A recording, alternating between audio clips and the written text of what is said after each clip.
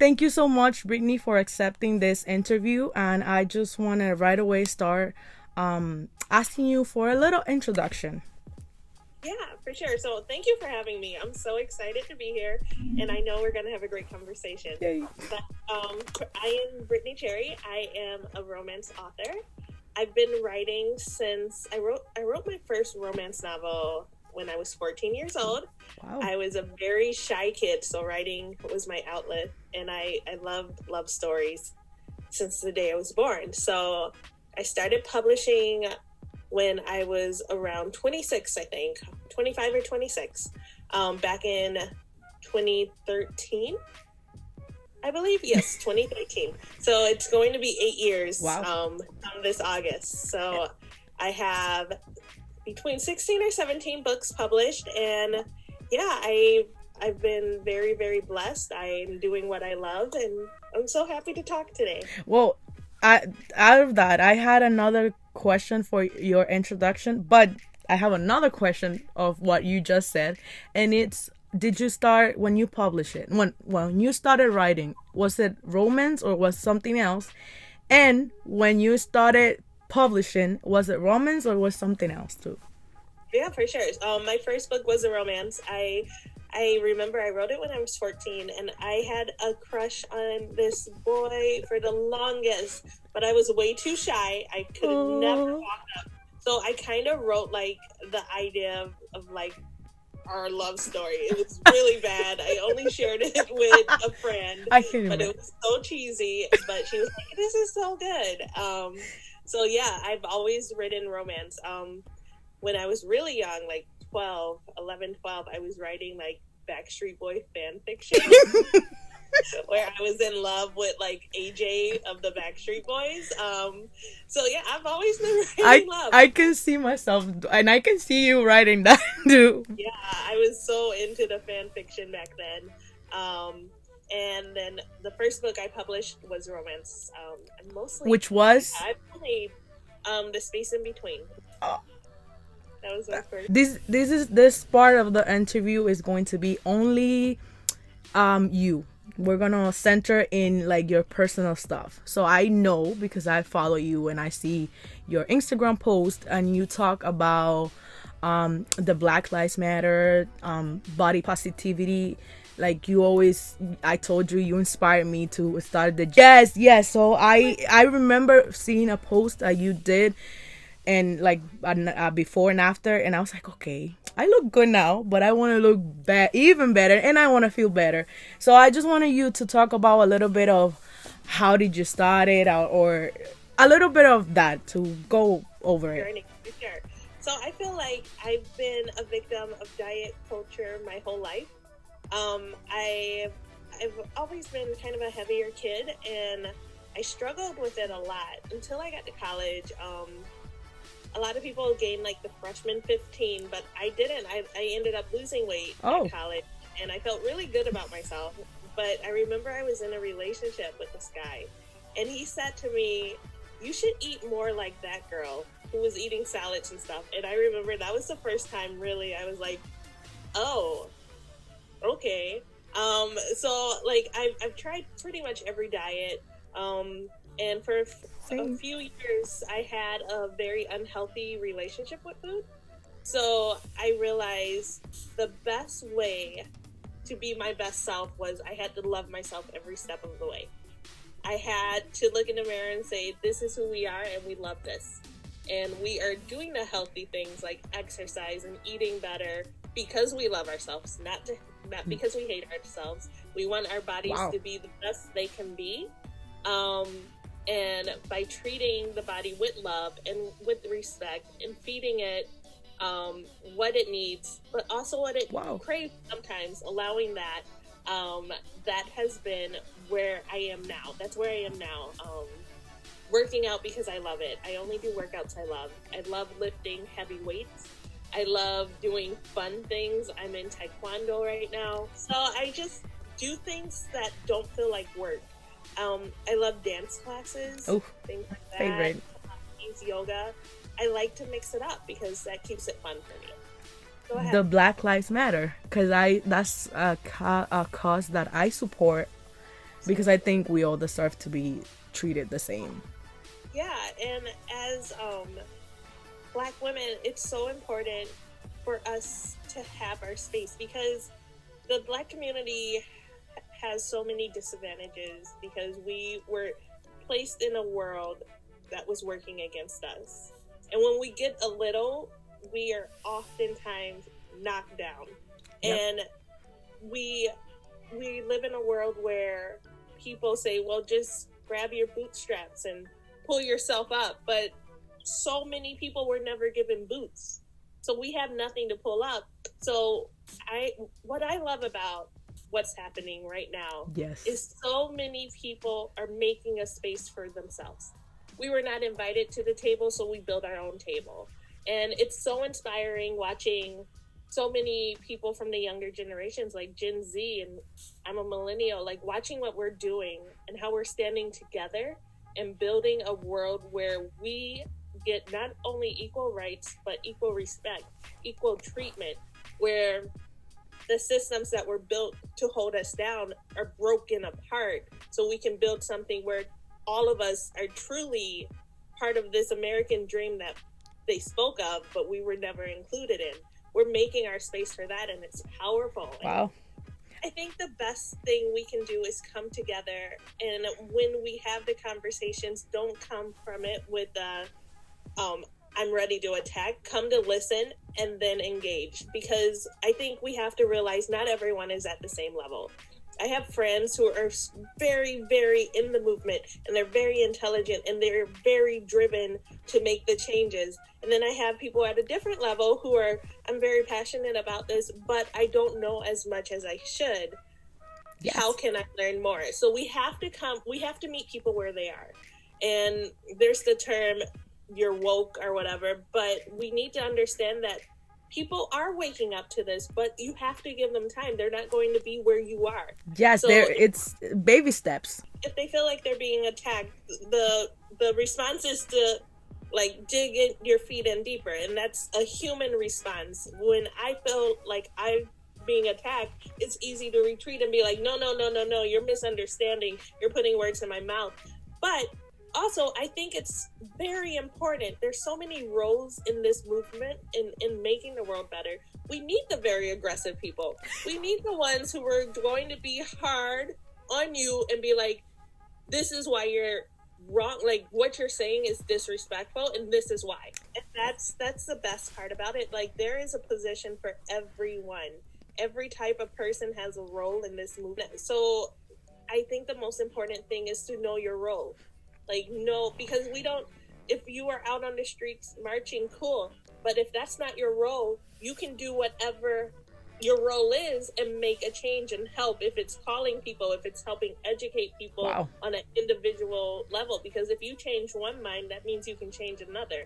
And the domino effect. So and they can change their family, and their family can...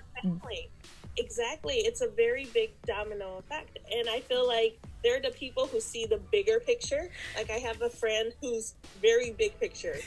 I'm an individual picture. Like, I see a person and I want to talk to them.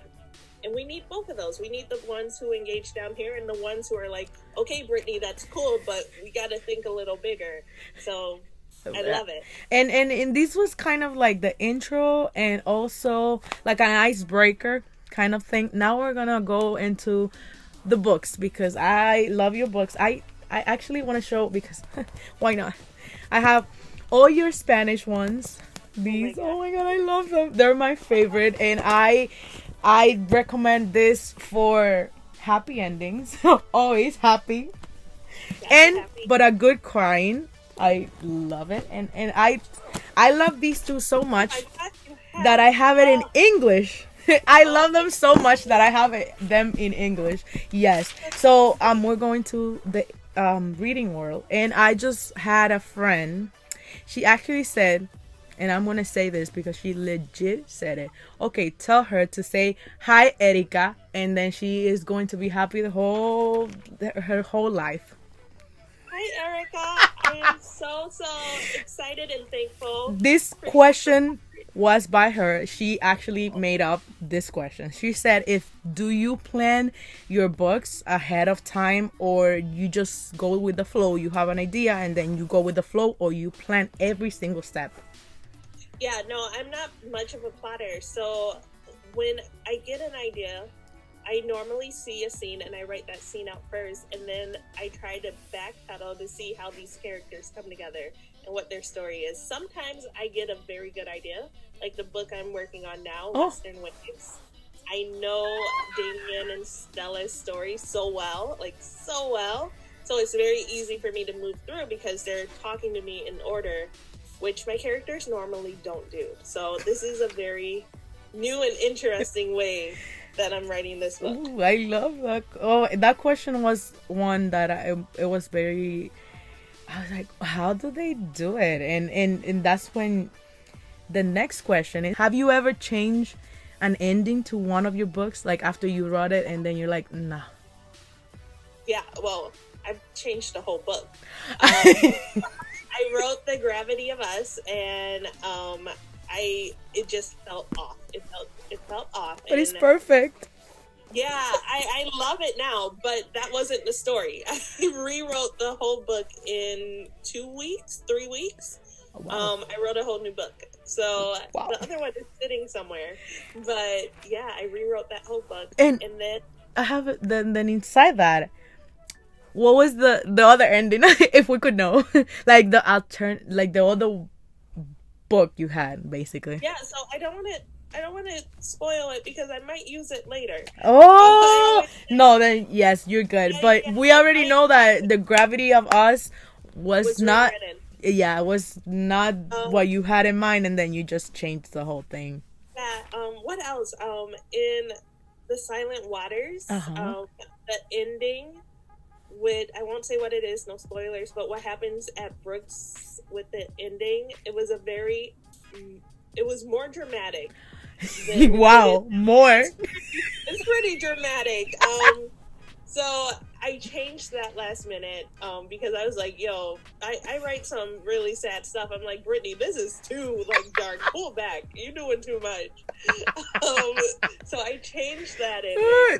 That's good because I bawled my ass with that. Yeah. With every book, actually.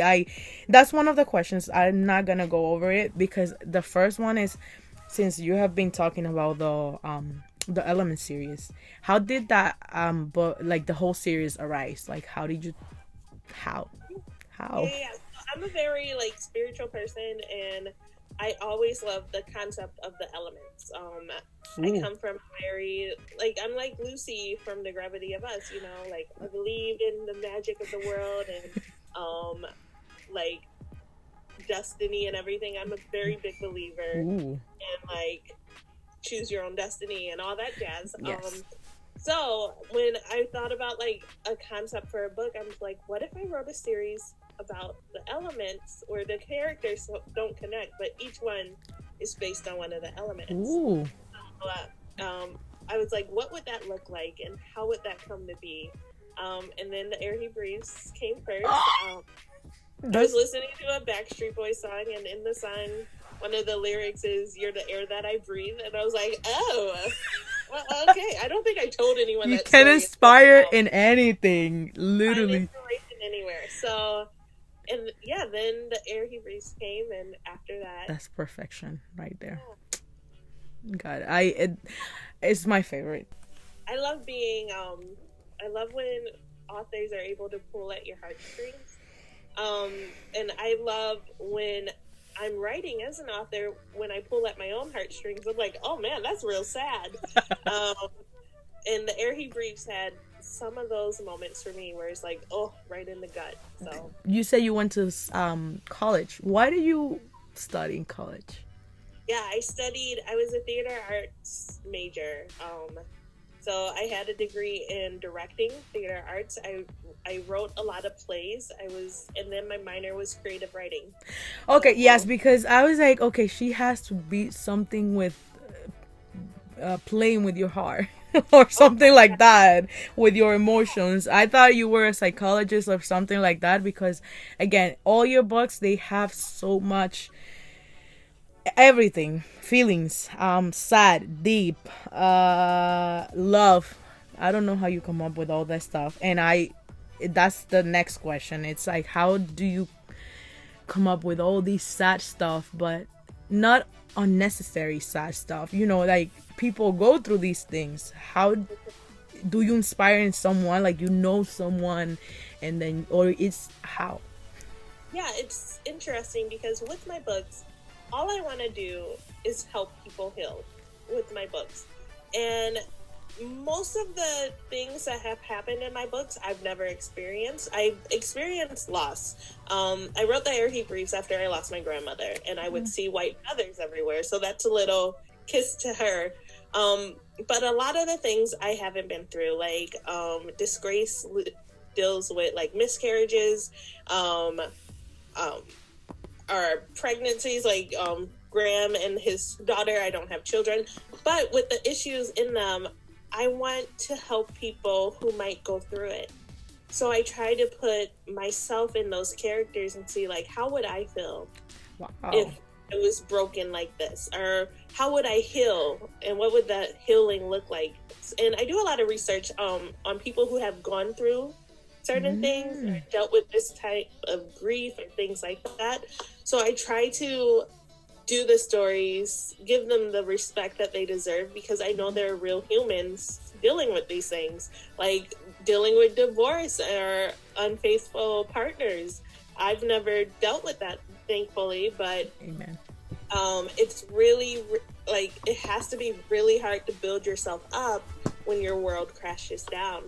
And the only book where I really, really felt that was when I wrote Landon and Shay. I was going through a personal depression. Like, it was probably the hardest time of my life. And I remember writing Landon. Landon deals with depression. So it was like I was putting my hurt into that character and writing his happily ever after. It felt like I was writing my own. Yes. Because I grew with him, and I learned how to deal with heavy things because of those characters. I think you just told me why I love these sad books, because they give me faith. Like, okay, so I'm going through this. Yeah. Maybe I'm not going through whatever any of the characters are going through, but I'm going through something bad, and they're going through something bad. They have a happy ending, so I can have a happy ending. Yeah, and people are like, well, why do you write such angsty, heavy, emotional books? Because people go through. Because life can be heavy and emotional, but I also want to show the rainbow, because life can also be very bright and beautiful. Amen. And there's comedy in my books too. I think people laugh and find humor in them, because that's life. Like, even when you're at your lowest, I think you can always find a reason to laugh, and even if it's dark humor or things like that. My favorite. Yeah. So it's like, I write these books because I know there's someone out there who needs it. And Amen. I almost stopped writing them because, negative reviews, and people are don't care about negative people. Good, healthy place now, but I had to go through those lows. And thankfully, writing was the way I got it out of me. Like, writing Landon and Shay's book was how I healed myself. And that's how powerful words are. So I'm like, if I can heal myself, maybe I can help others heal themselves. Imagine. It talks to you first. I think that's how you said it. Like, it has to first talk to you, and then that's how you can reach others. Wow, that's powerful. And I had to learn that I have to write from my heart, even if it takes, because I see so many authors, and I was comparing myself, like, wow, they're publishing fast and they're doing this and they're doing that. How can I become better? But I had to learn that my becoming better was becoming more myself. And oh my God. Staying authentic. And yes, growing in my craft, but growing in a way that's for me and not other people. So if I write one book a year, cool. If I write two, awesome. Yes. There's no rush. You can tell, I think, because there are some authors who can write 5-6 books a year and they're all bangers. Like, they're just that good. Yeah. And then sometimes, like, The Gravity of Us is one of my highest rated books. I wrote it in 3 weeks. So you never know, but you have to allow it to come as it comes. And that's what I had to learn. Oh, and then now I want to, because you mentioned that, and this is coming out of, okay. So do you try to be original, or do you try to deliver to the readers like what they want to read, or I tried once to give the readers what they wanted, and it was the worst experience of my life. Like, my brain doesn't work that way. It's like, Brittany, what are you doing? So when people are like, what's the trope of this book?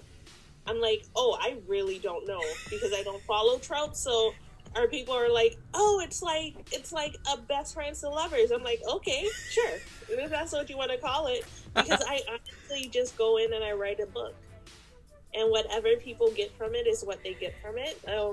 But I can't say I write following tropes or things like that. I write the stories that come to me now.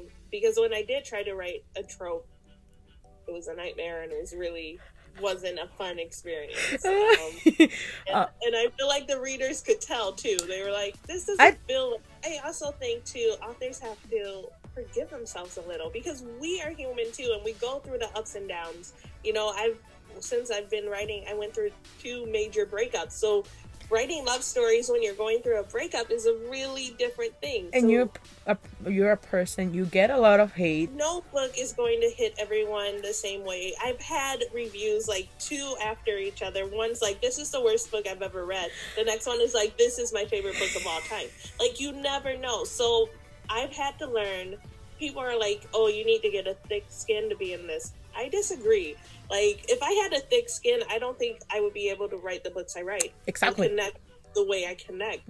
What I had to learn is, once I release the book, whoever needs it will find it. And those who don't connect with it, it wasn't meant for them anyway. I also have to learn too, with people who leave really nasty, mean reviews. Like, I don't read reviews unless people send them to me, like, because then most of the time they're good and I like to thank them.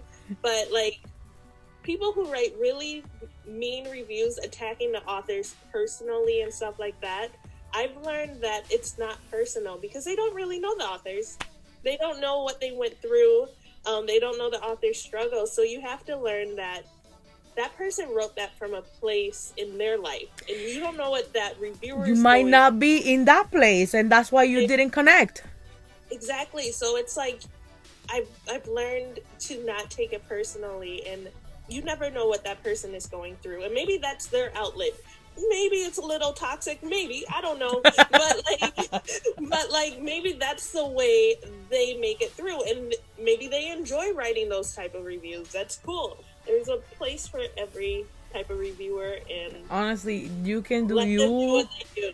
If Pe- I'm allowed to write my books the way I want, they're allowed to write their reviews the way they want. And love and light. This question is, what was your hardest, like the hardest scene that you ever wrote? Because I know what's mine. And maybe like mine, the hardest one to read. And don't go into spoiler. Maybe you just say, okay, like the Eleanor and Gray, and this, the scene that, and yeah, you don't have to give us spoilers, but just the readers. For you, out of mine, which one? No, well, yes, I do know. It's In the Air He Breathes. It's my favorite book, so it has to be from there. But I do find this one, which is, wait, oh yes, there's one scene, I don't know what's the name of this in English. Grace. This is Grace. Yes, okay, yes, there's a scene there that made me, I felt I had to stop for a second and I was crying. For me personally, I think the hardest scene was, one of them was Loving Mr. Daniels with one of the side characters. That's all I'll say. That was tough for me. Actually, yes. Yeah, I don't want to cry. Oh, yeah, that was probably the hardest thing I've ever written since. But also in Behind the Bars, there's also a very tough scene in that book. What else? What was really hard? Silent Waters was hard for me because I was Nancy May, and I was a very shy kid. I had my speech issues, so people would mock me about things like that. And I pretty much only spoke when I was at home. Like Maggie stayed in her house. That was her safe place. And growing up, that was my safe place too with my family. I spoke a lot Also, at home. They couldn't shut up. they were like, "How do you not talk in school?" And Like, here you're. right. Thank you so much for accepting again, for having this 40 minutes interview. I love it because we talked and we addressed and it was very deep. We got to know you. We got to know more about your deep angsty books. Happy ending. Just saying. Happily ever after. So thank you so much. And I hope that you go to Book Bonanza next year and I see you in person for the first time. Yes. And then you can sign my books because that's next year. It's gonna happen. Yeah, yes. Next year I prayed and I was like, yes, God, we're going to have it next year and I'm gonna meet all these amazing authors that again you took time off your writing and life because we all have things to do and said yes. And I'm not gonna say waste because we got to talk but it was like 45 minutes of your life. So thank you so much. Of course. I mean, I could talk all night. So thank you. Who would have saying that you didn't like talking? I know. I'm growing out of that. I shell. do like talking. You can say that. You can tell. I love talking. But these, like, you're a great interviewer though. You make it easy. Thank you because I'm just I'm starting this. This is a new thing that I came up with because we cannot have signings and I need to talk to the authors and know why these things are happening. So that's something I came up with quarantine and having to just not meet the authors one more year. You do amazing. I feel like 99% of our fears never even come to life. So I'm glad honestly you pushed through it. Yeah. Thank you so much. Well, I hope you have a wonderful everything, like night, weekend, week, month, year. I hope you have a wonderful everything, and I cannot wait to meet you next year. Yes, please. Amen.